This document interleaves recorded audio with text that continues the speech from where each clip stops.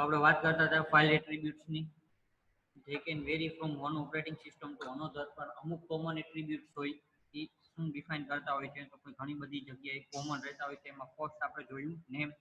એમાં શું છે first statement, a string of alphanumeric character and some special character like underscore.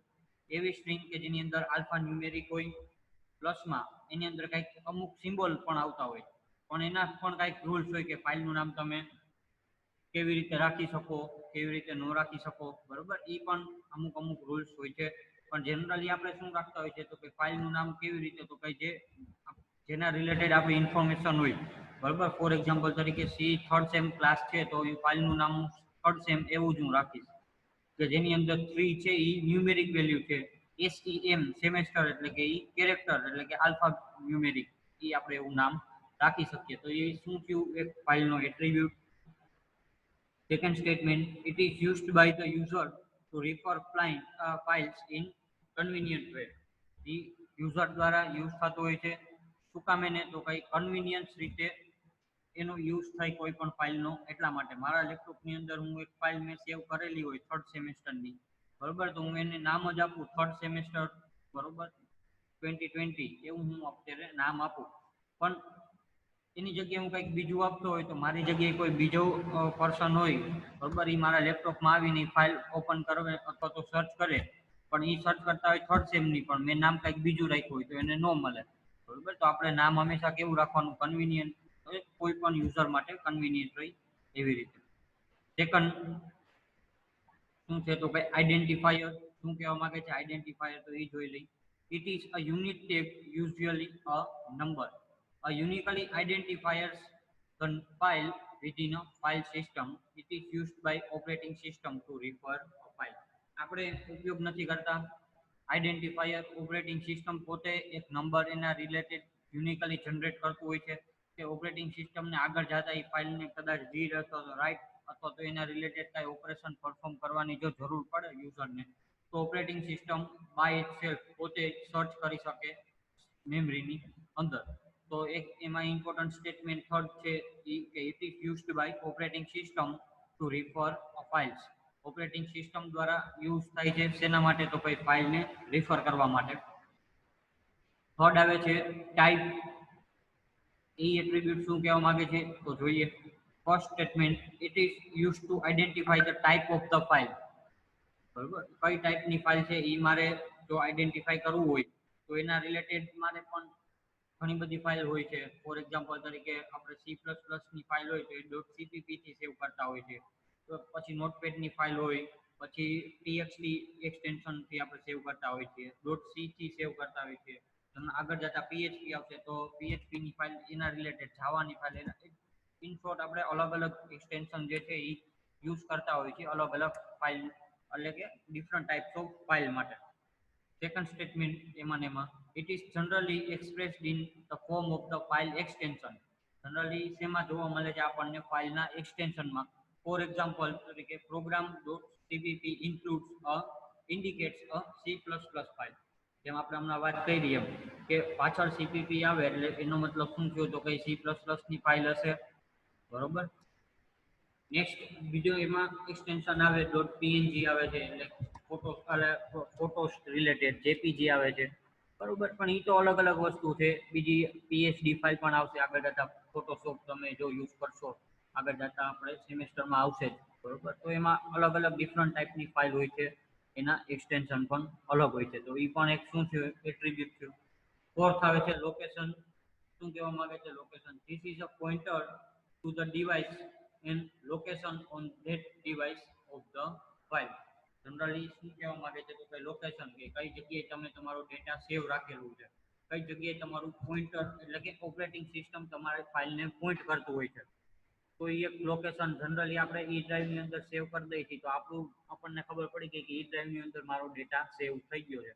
પણ મારે મારો ડેટા રિટ્રાઈવ કરવો હોય કે રીડ કરવું હોય કે એના રિલેટેડ કાંઈ ઓપરેશન પરફોર્મ કરવું હોય, તો જે જગ્યાએ મારું લોકેશન હશે એટલે કે જે જગ્યાએ મારું ફાઇલ સેવ હશે એ જગ્યાએ જ મારે જઈ અને એ ફાઇલને ઓપન, ફાઇલને ક્લોઝ, એટલે એના રિલેટેડ મારે ડેટા એના પરફોર્મ ઓપરેશન કરવા પડશે. તો location is the important attribute for any file. Next આવે છે સાઇઝ. શું કહેવા માંગે છે સાઇઝ? તો એમાં જોઈએ, it specifies the current size of the file in byte, words or block, બરોબર, as well as the maximum allowed size of the file. In short, આપણે જે ફાઇલ બનાવી છે એમાં એક સાઇઝ પણ હોય છે. ઘણી બધી વાર આપણે કહેતા હોય છે કે વોટ્સએપમાં મારે કાંઈ ડેટા ટ્રાન્સફર કરવું હોય તો મોટી સાઇઝનો વિડીયો હોય તો ન થાય. શું કામ? એને કારણ કે 100 MB પ્લસ છે. તો 100 MB બોલીએ આપણે, ઘણી બધી વાર 10 KB બોલીએ, 10 MB બોલીએ. એ શું છે? વન ટાઈપ ઓફ ફાઇલની સાઇઝ કે જેના રિલેટેડ હું એનો એટ્રીબ્યુટ આપણે એવું કહી શકીએ કે એના ડિપેન્ડ ઉપર હું ફાઇલને ટ્રાન્સફર અથવા તો ફાઇલની સાઇઝ અથવા તો એના રિલેટેડ હું કાંઈ પણ મારે ઓપરેશન પરફોર્મ કરવા હોય તો સૌથી પહેલાં મારે એ સાઇઝ પણ જોવી પડે. તો એ શું થયું? One type of attribute of file. 6 આવે છે protection. This information determines who can read file, write file, execute file and so on. પ્રોટેક્શનનો મતલબ શું? તો કે તમે કાંઈક સિક્યુરિટી રાખો તમારા ફાઇલની અંદર. જનરલી આપણે વર્ડની ફાઇલ અથવા તો પાવર પોઈન્ટની ફાઇલ કેવું કાંઈ બનાવતા હોય છે તો અમુક સિક્રેટ ફાઇલ હોય તો એની અંદર આપણે પાસવર્ડ રાખતા હોય છે. આપણે અગાઉના સેશનમાં એટલે કે પ્રીવિયસ સેશનમાં પણ વાત થઈ એવી જ રીતે આપણે એ જે છે અત્યારે પણ એક પોઈન્ટ આવ્યો છે પ્રોટેક્શન, તો અત્યારે પણ એ રિપીટ કરી લઈએ. તો એ ફાઇલને આપણે જનરલી પાસવર્ડ રાખતા હોય છે. એ પાસવર્ડ જેને ખબર હશે એ ફાઇલ એ પર્સન એ યુઝર જ ઓપન કરી શકશે. એના સિવાયના બીજા કોઈ એન્ડ યુઝર છે એ ફાઇલને ઓપન કરી શકશે નહીં. તો એ શું થયું? વન ટાઈપ ઓફ પ્રોટેક્શન થયું કે મારી ફાઇલ કોણ રીડ કરી શકશે, કોણ રાઇટ કરી શકશે, કોણ એક્ઝિક્યુટ કરી શકશે એન્ડ સો ઓન. એનો ડેટા પણ રીડ કરી શકશે એવી રીતે. ઘણી બધી વાર ક્રાઇમ બ્રાન્ચની ફાઇલ હોય અથવા તો પોલીસ અથવા તો કોઈ ગવર્મેન્ટની ફાઇલ હોય એ લોકો જનરલી પ્રોટેક્શન રાખતા હોય છે કારણ કે એનો જે ડેટા જે છે એ લીક ન થાય એટલા માટે. તો એ લોકોનો જે ડેટા હોય એ કેવો હોય તો કોઈ થોડો ઘણો સેન્સિટિવ હોય. પ્લસમાં એ જો લીક થાય તો એના રિલેટેડ ઘણા બધા જે પર્સન છે એના ઉપર અફેક્ટ પડતી હોય છે. એટલે ઇન્કમ ટેક્સમાં પણ ઘણી બધી વાર પ્રોટેક્શન અથવા તો અત્યારે રિયલ લાઈફમાં આપણે બધાય પણ ઘણી બધી વાર આપણે ફાઇલની અંદર પાસવર્ડ રાખતા હોય છે જે સાવ ઇઝી છે. તો એ પણ એક એટ્રીબ્યુટ છે ફાઇલ સિસ્ટમનો. Next, usage count. This value indicate the number of processes that are currently using this file. બરાબર, આપણી ફાઇલને કેટલી પ્રોસેસ યુઝ કરે છે એનું યુસેજ કાઉન્ટ પણ કોની પાસે હશે? ઓપરેટિંગ સિસ્ટમ પાસે.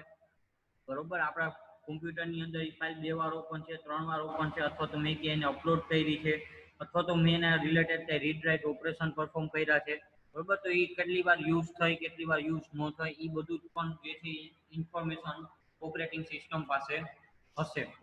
Next, time, date and user identification. It specifies the information regarding file creation, updation and last access. શું કહેવા માંગે છે આ પોઈન્ટ? તો કઈ આપણે ફાઇલ ક્યારે ક્રિએટ કરી એનો ટાઈમ પણ આપણને દેખાય છે. કઈ ડેટે એટલે કે કઈ તારીખે ક્રિએટ કરી એનો ટાઈમ પણ આપણને જનરલી દેખાતો હોય છે. અને લાસ્ટ એક્સેસ, મેં મારી ફાઇલને લાસ્ટ ક્યારે એક્સેસ કરી એટલે કે લાસ્ટ વાર મેં ક્યારે ઓપન કરી હશે અથવા તો મેં એમાં કંઈક અપડેટ કર્યું હશે. મારી ફાઇલની અંદર 10-20 લાઈન છે તો હું એવું એઝ્યુમ કરું કે મારે હજી એમાં ઇન્ફોર્મેશન એડ કરવી છે. તો એ ઇન્ફોર્મેશન એડ કરવા માટે પહેલેથી ફાઇલ બનેલી છે એની અંદર હું કંઈક એડ કરીશ એટલે એ શું કર્યું મેં કહેવાય? તો કંઈ અપડેટ કર્યું કહેવાય. રેડી, રિગાર્ડિંગ ડીબીએમએસ તમે એમાં પણ અપડેટ કમાન્ડ જોતા જશો કે જે પહેલેથી ઓલરેડી ટેબલ હોય એને અંદર હું કંઈક ઇન્ફોર્મેશનને ચેન્જ કરું તો એને શું થયું? What type of updating. તો સેમ એઝ અ ફાઇલ. તો એ પણ એક એટ્રીબ્યુટ છે, time, date and user identification. તો ક્યાં ક્યાં ફાઇલ એટ્રીબ્યુટ આપણે જોયા? તો ભાઈ નેમ છે, આઈડેન્ટિફાયર છે, type, location, size, protection, usage count, time, date and user identification. બરાબર, એક્ઝામમાં પૂછાય તો આવડવું જોઈએ કારણ કે સાવ ઇઝી ટોપિક છે. આમાંથી મને નથી કોઈને લાગતું કે આમાંથી કોઈ એની ફાઇલ અથવા તો ક્રિએટ નહીં કરી હોય અથવા તો આ એટ્રીબ્યુટથી થોડા ઘણા ફેમિલિયર ન હોય. પેલા સેમમાં બધાએ પ્રોગ્રામ કરેલા જ છે એ તો મને ખબર જ છે. બરોબર, તો આપણે એનું નામ રાખતા કાંઈક અથવા તો કાંઈક એની પાછળ એક્સટેન્શન બીજો રાખતા તો હું કહેતો તમને લોકોને કે .c એની પાછળ એડ કરો. બરોબર, પછી એમાં આપણને દેખાતી કે ક્યાં આપણે ફાઇલ સેવ કરી છે, એની સાઇઝ કેવી છે. એ ક્યારે આપણે ક્રિએટ કરી, તો એ જ બધી જે છે એ શું થયું તો કોઈ ફાઇલના એટ્રીબ્યુટ. રેડી. નેક્સ્ટ આપણે જોઈએ explain in detail file operation. આપણે એટ્રીબ્યુટની તો વાત કરી કે એમાં ક્યાં ક્યાં એટ્રીબ્યુટ હોય, કઈ ફોર એક્ઝામ્પલ તરીકે નામ ને સાઇઝ ને પ્રોટેક્શન ને ટાઈમ ડેટ યુઝર કાઉન્ટ બરાબર એક્સેટ્રા, એ બધું શું છે તો કે એના એટ્રીબ્યુટ. હવે પણ ફાઇલ મારે ક્રિએટ થઈ ગઈ તો એની ઉપર હું ક્યાં ક્યાં ઓપરેશન પરફોર્મ કરી શકું, શું શું એની અંદર હું મારે ડેટા ચેન્જ કરી શકું, તો એ શું થયું મારા ફાઇલના ઓપરેશન. સેમ એઝ એરે, આપણે એરે જોયું હતું તો એરેના ઓપરેશન હતા ઇન્સર્ટ ડિલીટ બરોબર. તો એરે આપણને બનાવતા આવડતો પણ શેના માટે બનાવીએ છીએ, આપણને સારું લાગે એટલા માટે તો એરે નો બનાવતા હોય પેલા સેમમાં. શું કામ એને આપણે બનાવતા હોય છે તો કે એના રિલેટેડ એના થકી હું કંઈક મારો જે પ્રોગ્રામ છે એ ઇઝી કરી શકું. રેડી. તો એના ઉપર પણ આપણે ઘણા બધા ઓપરેશન ફાઇલ ઓપરેશન જોયા હતા સેકન્ડ સેમમાં. તો same as a file related, તો ફાઇલમાં આપણે સ્ટાર્ટ કરીએ. File are use to store information. File generally શેના માટે યુઝ થતી હોય છે તો કોઈ ઇન્ફોર્મેશનને સ્ટોર કરવા માટે, ડેટાને મારે સ્ટોર કરવા માટે, કીપ કરવા માટે. This information need to be retrieve later, કે જે ઇન્ફોર્મેશન મારે પછી ક્યારેક જરૂર પડે તો હું રિટ્રાઈવ કરી શકું અથવા તો રીડ કરી શકું. આજથી મારે કંઈક ઇન્ફોર્મેશન જે છે એ કોન્ફિડેન્શિયલ, અત્યારે મેં મારી ફાઇલ બનાવીને રાખી કે જેની અંદર 200-300 લાઈનની કંઈક ડોક્યુમેન્ટ છે. હવે આજથી 5 વર્ષ પછી મને એ બધી ફાઇલ છે એ બધી ઇન્ફોર્મેશન છે એ મોઢે યાદ ન પણ હોય, તો એ ફાઇલ બનાવેલી હશે તો હું જસ્ટ એને રીડ કરી શકું, રિટ્રાઈવ કરી શકું મારા ફ્યુચર યુઝ માટે. રેડી. તો એ તો ખાલી એક એક્ઝામ્પલ આપ્યું, બીજું આવું ઘણું બધું છે કે જેનો તમે ફાઇલનો એડવાન્ટેજ તમે લઈ શકો આપણા કોમ્પ્યુટર સિસ્ટમની અંદર. It is the responsibility of an OS to provide a way to perform various operations on file. Operating સિસ્ટમની રિસ્પોન્સિબિલિટી છે કે જે અલગ અલગ ઓપરેશન પ્રોવાઈડ કરે આપણે અલગ અલગ ટાસ્ક પરફોર્મ કરવા માટે. એ જવાબદારી કોની છે તો કોઈ ઓપરેટિંગ સિસ્ટમની. જ્યારે આપણે ઇન્સ્ટોલ કરશું ત્યારે ઇનબિલ્ટ જ બધી ફેસિલિટી આપણને આપશે બરોબર, કે જ્યારે આપણે ફાઇલ બનાવતા હશું તો એની અંદર ઓપરેશન પરફોર્મ કરે. હવે આમાં જનરલી એવું ન હોય કોઈ કે વર્ડની ફાઇલ ઓપન કરીને ફાઇલમાં ગયા તો એમાં ન્યૂ કમાન્ડ જ ન હોય, અથવા તો ફાઇલ એક ઓપન કરી તો એનું રીનેમ ન કરી શકાય બરોબર. કોઈ પણ કોમ્પ્યુટર હોય હેંગ થઈ જતું હોય કે હેંગ ન થઈ જતું હોય, નવું હોય કે જૂનું હોય બરોબર, આટલા ઓપરેશન તો ઓપરેટિંગ સિસ્ટમ પોતે પરફોર્મ કરવા દઈએ છે. એની ઇનબિલ્ટ જ છે એની ઓપરેશન પ્રોવાઈડ કરવાની રિસ્પોન્સિબિલિટી. તો એમાં ફર્સ્ટ ઓપરેશન આવે છે ક્રિએટ. એની અંદર જોઈએ first statement, a new file can be created by the system code embedded in the program or by an OS command issued by the interactive user. Create શું કરે તો કોઈ નવી ફાઇલને ક્રિએટ કરે.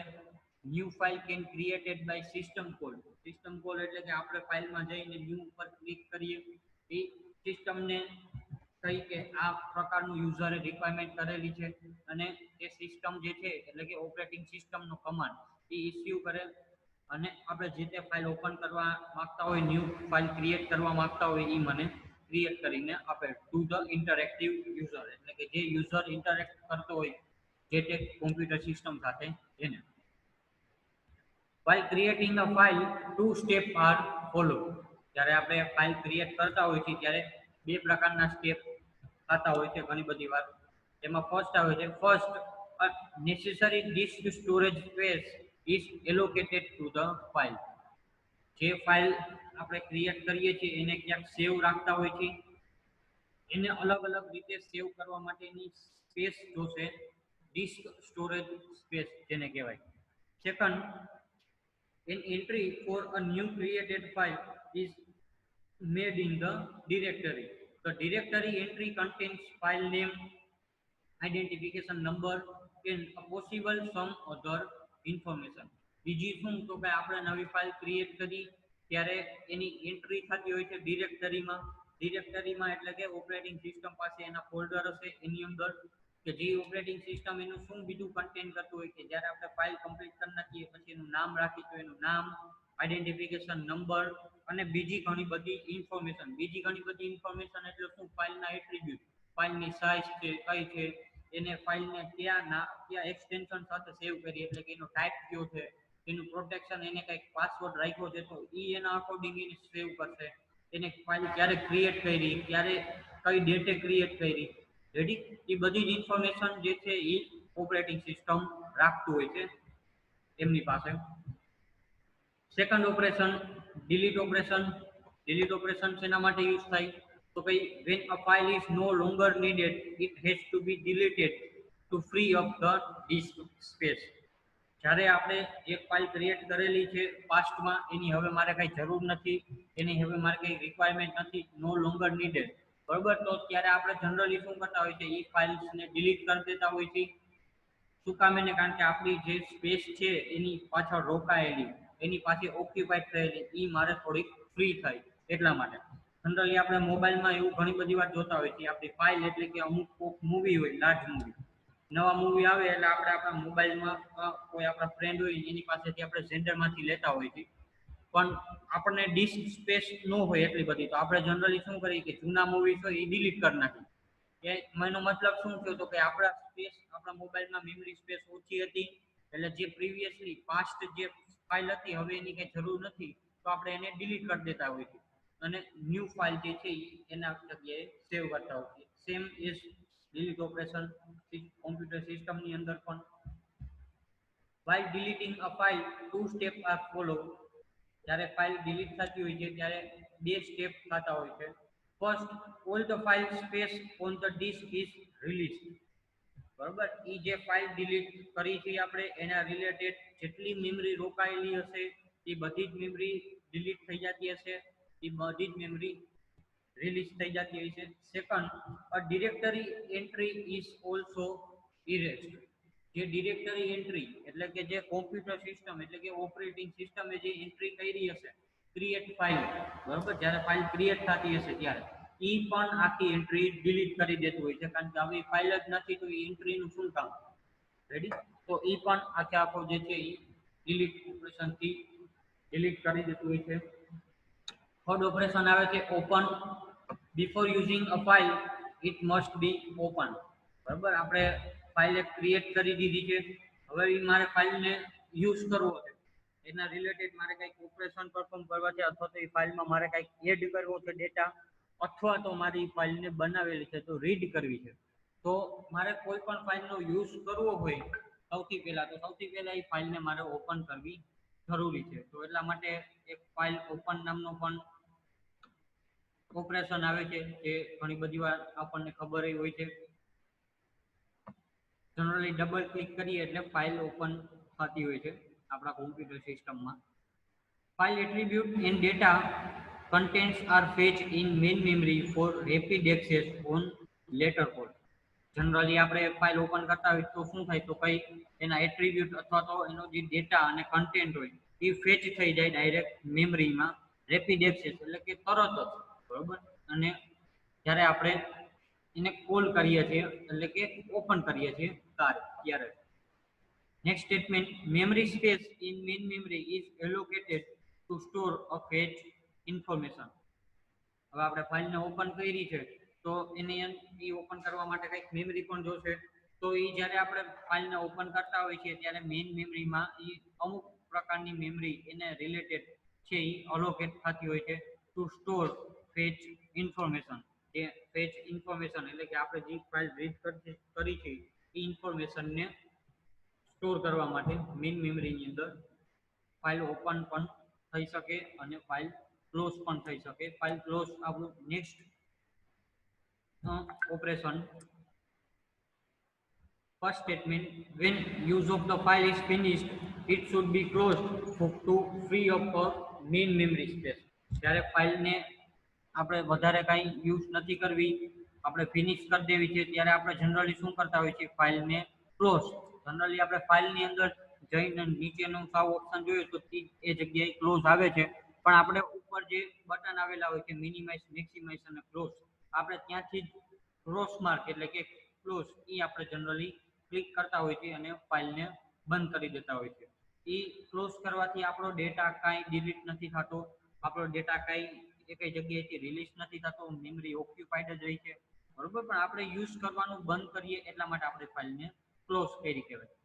File attribute and data contents are stored back on the disk. બરોબર, એ કાંઈ ડિલીટ નથી થતો, સ્ટોર બેક પેલા ઈ પાછો સ્ટોરેજ જ હોય છે. This may contain a modified information if file is updated.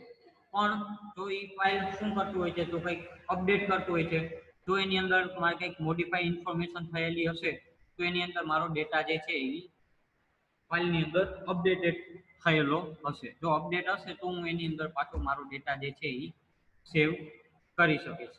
Ready? તો એ એક ફાઇલ ક્લોઝ. અને generally next operation, file read. A data are read from the file. File system maintain the read pointer. જે operating system જે છે એ પોઇન્ટરને point કરતો હોય છે, રીડ પોઇન્ટરને. It specify the location in the file from where to data access અથવા તો ડેટા કન્ટેન્ટ. એ શું સ્પેસિફાઈ કરતું હોય છે, તો કોઈ લોકેશન, તેનું લોકેશન તો કોઈ ફાઇલનું કે જ્યાં મારો ડેટા સેવ છે. At beginning it point to the starting location in the file. કે જે શું કરે તો કઈ સ્ટાર્ટિંગ લોકેશન, શરૂઆતમાં તો આપણે રીડ કરવાનું ચાલુ કર્યું હોય તો પહેલી લાઈનથી જ આપણે રીડ કરતા હોઈએ છીએ, તો એ સ્ટાર્ટિંગ લોકેશનમાં પોઈન્ટ કરતું હોય છે. The read pointer is updated automatically after each read operation. Read pointer જે છે એ અપડેટ થાય, બરોબર, આપણે રીડ ઓપરેશન પરફોર્મ કરીએ એના પછી user need to specify information like a file name, how much data to read and where to put the data. કે આપણે કંઈક રીડ કરવું હોય છે તો આપણે એની ફાઇલનું નામ આપણે જોઈ છે, એના રિલેટેડ એના ઉપર ક્લિક કરીએ પછી આપણું એ રીડ થઈને આપણે એનો ડેટા કેટલો આપણે રીડ કર્યો છે એ પણ એ સેવ કરતું હોય છે, એનું પોઇન્ટર પણ. અને આપણે કદાચ ડેટા ત્યાંથી કોપી પેસ્ટ કરીએ તો એ પણ આપણને ફેસિલિટી આપતું હોય છે. તો વેર ટુ પુટ ધ ડેટા, અથવા તો કઈ જગ્યાએ મારે ડેટા સેવ કરવો છે, પુટ કરવો છે, મૂવ કરવો છે. નેક્સ્ટ ઓપરેશન જે છે રાઇટ, અપેન્ડ, સીક, ગેટ એટ્રીબ્યુટ, સેટ એટ્રીબ્યુટ અને રીનેમ. એ આપણે પછીના સેશનમાં જોશું. તો આ સેશનમાં આપણે શું જોયું, તો કઈ ફાઇલ એટ્રીબ્યુટ. ફાઇલ એટ્રીબ્યુટમાં નામ, identifier, type, location, size, protection, usage count, time, date and user identification. અને ફાઇલ ઓપરેશનમાં શું જોયું, તો કઈ create, delete, open, close, read. એના પછી write, append, seek attribute, set attribute, get attribute અને રીનેમ. એ આપણે નેક્સ્ટ સેશનમાં જોશું ડ્યુ ટુ ટાઈમ લિમિટ. તો આ સેશનમાં જો કોઈને કાંઈ ડાઉટ હોય તો ક્વેશ્ચન કરી શકે છે સ્ટુડન્ટ ફાઇલ રિલેટેડ, અથવા તો ક્વેશ્ચન ન હોય તો ક્લિયર અથવા તો નો ટાઈપ કરો સ્ટુડન્ટ.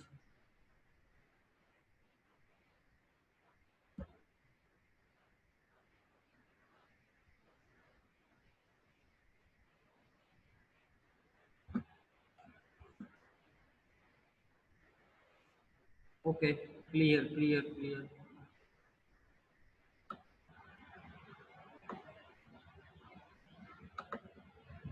તો ઓલમોસ્ટ ક્લિયર છે. તો આજનું સેશન આપણે અહીંયા કમ્પ્લીટ કરીશું. Thank you student.